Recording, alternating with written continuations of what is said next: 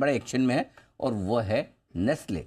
Swiss parent, इनकी जो Switzerland की पेरेंट कंपनी है, प्रोमोटर कंपनी है, वो रॉयल्टी बढ़ाना चाहती है। क्या है पूरी डिटेल्स और क्यों नेस्ले आज थोड़ा ठंडा आपको नजर आ रहा है, बता रही है नूपुर। नूपुर बताइए।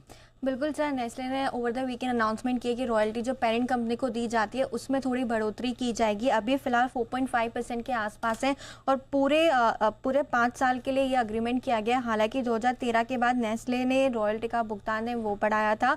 2019 में कंपनी ने कहा था कि वह रॉयल्टी का जो पेमेंट है उसके लिए हर 5 साल में शेयर होल्डर से भी मंजूरी लेते हुए दिखेंगे। और जितने भी मैनेजमेंट इंटरव्यूज पुराने हुए या अर्निंग्स कॉल में मैनेजमेंट ने यही चीज़ हाईलाइट की है कि जब भी रॉयल्टी का पेमेंट होगा तो इन्वेस्टर्स के इंटरेस्ट में ध्यान रखते हुए ही यहाँ पे लिया जाएगा। अभी जो अनाउंसमेंट आया है उसमें रॉयल्टी 5 साल में 0.15% एवरी ईयर जो है वो बढ़ाई जाएगी। 4.5% से बढ़ के 5.25% होती हुई दिखेगी। ये जो नई रॉयल्टी है ये 1 तारीख जुलाई की जो 1 तारीख होगी तब से लागू होती हुई नजर आएगी।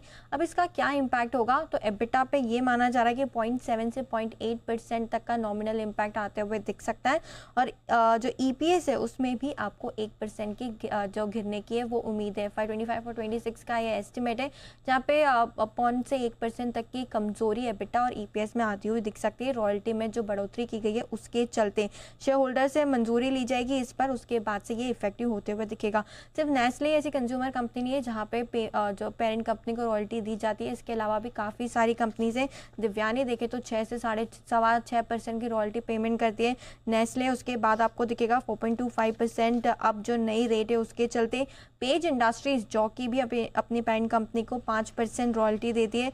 वेस्ट लाइफ, कोलगेट भी देखे तो 5% की रॉयल्टी पेमेंट यहाँ पर भी आती हुई दिखती है। जुबिलेंट 4% और HUL की सबसे कम है, हालांकि 3.45% है। लेकिन सबसे ऊपर आपको दिव्यानी और HUL दिखेगा और अब सेकंड नंबर पे नेस्ले आ चुका है। 4.5% से बढ़ के 5.25% हो चुकी है रॉयल्टी। मतलब रॉयल्टी देते सब है, मतलब देते सब सीमेंस का भी पहले कुछ इशू हुआ था, उसमें भी सुजुकी, कोलगेट, मारुति, हाँ वही Maruti Suzuki, Colgate, siemens, HUL, page industries. तो चलिए ये है मामला पेरेंट कंपनी को देने का। एक बार जरा बग्गा साहब से राय ली जाए। बग्गा साहब, ये जब तक विदेशी पेरेंट कंपनियां अपनी रॉयल्टी बढ़ाने के चक्कर में रहती है और स्पेशली जब भारत की कंपनियां अच्छी कर रही हो, एक तो वैसे भी मोटा प्रॉफिट वैसे भी बन रहा है, इतनी ग्रोथ तो इंडिया में जो है वो कहीं दूसरी जगह है भी नहीं, फिर भी रॉयल्टी बढ़ाती रहती है। क्या मतलब इस पर क्या स्टैंड होना चाहिए?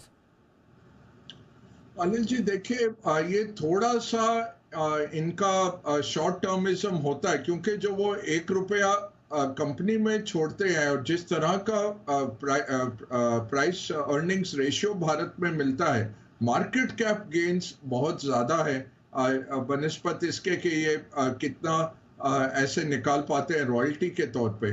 बट इनके ग्लोबल पॉलिसीज होते हैं कई बारी जिसके कारणवश ये इस तरह से पैसे निकालते हैं भारत से अपने ऑपरेशंस में। और फिर नेट सेल्स से पैसा निकालना, अगर आप प्रॉफिट से निकालें तब भी सोचा जा सकता है। नेट सेल्स लेवल पे आप पहले तो सबसे पहले आप अपने आप को पे करते हैं, फिर आप एम्प्लॉयज को पे करते हैं, फिर जाके शेयर होल्डर की बारी आती है। ये जो रहता है ये नापसंद रहता है शेयर होल्डर्स को, क्योंकि आप कदार में बहुत पीछे आ जाते हैं। पहले टैक्स वाले जो टैक्स लगता है GST वगैरह वो ले लीजिए, फिर नेट ऑफ टैक्स जो सेल्स है उसमें आप रॉयल्टी निकाल रहे हैं, उसके बाद एम्प्लॉय कॉस्ट आ गई, उसके बाद जाके शेयर होल्डर के पल्ले कुछ पड़ेगा। तो ये नाखुश रहते हैं शेयर होल्डर्स नॉर्मली इससे, और शॉर्ट टर्मिज्म है। अब वो पैसा अगर छोड़ दें कंपनी में और उसकी ग्रोथ में बढ़ाए, भारत जैसी बूमिंग इकोनॉमी में जहां आपको 50, 60, 70 का भी PE रेशियो मिल जाता है आपकी ग्रोथ के कारण, उल्टा आप उसमें पैसा डालिए बनिस्बत इसके कि इस तरह से निकाल के ले जाए।